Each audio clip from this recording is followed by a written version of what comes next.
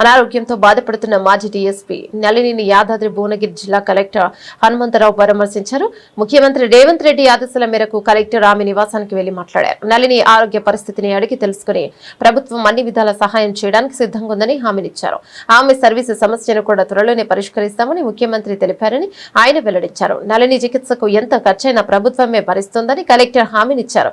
గతంలో వైద్యపరంగా ఆయన ఖర్చులను కూడా ముఖ్యమంత్రి సహాయ నిధి నుంచి అందజేస్తామని, ఇంకా ఎలాంటి సహాయం కావాలన్నా చేయడానికి ప్రభుత్వం సిద్ధంగా ఉందని ముఖ్యమంత్రి చెప్పారని కలెక్టర్ నళినికి తెలియజేశారు. నళినిని కలిసిన అనంతరం కలెక్టర్ మీడియాతో మాట్లాడుతూ తాను ఆయుర్వేద వైద్యం, యోగా ద్వారా కోలుకుంటున్నానని, ప్రస్తుతం పెద్దగా ఖర్చేమీ కాదని ఆమె చెప్పారని తెలిపారు. ఆమె తన సర్వీస్ నిబంధనల గురించి అభ్యర్థించారని, ఆ విషయాన్ని ప్రభుత్వం దృష్టికి తీసుకెళ్తానని కలెక్టర్ పేర్కొన్నారు. నళిని త్వరలో పూర్తి ఆరోగ్యంతో కోలుకోవాలని ఆయన ఆకాంక్షించారు. ముఖ్యమంత్రి గారు ఆదేశాల మేరకు నళిని గారిని ఇక్కడ కలవడం జరిగింది. వారి ఇంటికి వచ్చేసి వారి నాన్నగారు మరియు ఇతర కుటుంబ సభ్యులతో కలవడం జరిగింది. వారి ఆరోగ్య పరిస్థితిపై వాకప్ చేయడం జరిగింది. వారికి వరుసగా టైఫాయిడ్, తర్వాత వైరల్ ఫీవర్స్, డెంగ్యూ, చికెన్ గున్యా ఇవన్నీ వరుసగా రావడం వల్ల ఆరోగ్యం కొద్దిగా క్షీణించడం జరిగింది. అదేవిధంగా గత కొంతకాలం నుంచి వారు చెప్పినట్టుగా రొమటైడ్ ఆర్థరైటిస్ తోటి బాధపడుతున్నారు. కానీ యోగా మరియు ఆయుర్వేదం తోటి స్థిరంగా ఉన్నారు. మంచిగా ఆత్మవిశ్వాసంతో మాట్లాడగలుగుతున్నారు.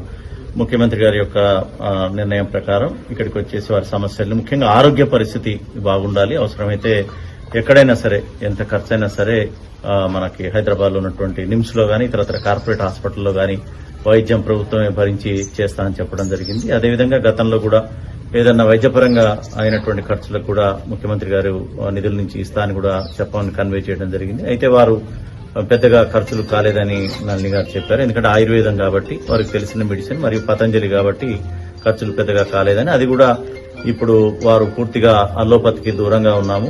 తర్వాత వారు ఏదైతే నమ్ముతున్నారో, ఏదైతే వారికి మంచిగా పనిచేస్తుందో ఆ ఆయుర్వేదాన్నే వాడుతా అని చెప్పడం జరిగింది. సో వారి యొక్క ఆయుర్వేదం సంబంధించినటువంటి ట్రీట్మెంట్ కి వారు వెళ్లాలనుకుంటున్నారు. తక్కువ ఖర్చు కాబట్టి పెద్దగా సాయం అవసరం లేదని వారు చెప్పడం జరిగింది. తర్వాత వారు ప్రముఖంగా పేర్కొన్నది వారి యొక్క సర్వీస్ నిబంధనలు, వారు ఏదైతే సస్పెన్షన్ అన్నారో దానికి సంబంధించినటువంటి సబ్సిస్టెన్స్ అలవెన్స్ అనేది, దాని గురించి వారు అడగడం జరిగింది. ఇది డెఫినెట్ గా ప్రభుత్వం దృష్టికి తీసుకుపోతా అని చెప్పి వారు చెప్పడం జరిగింది.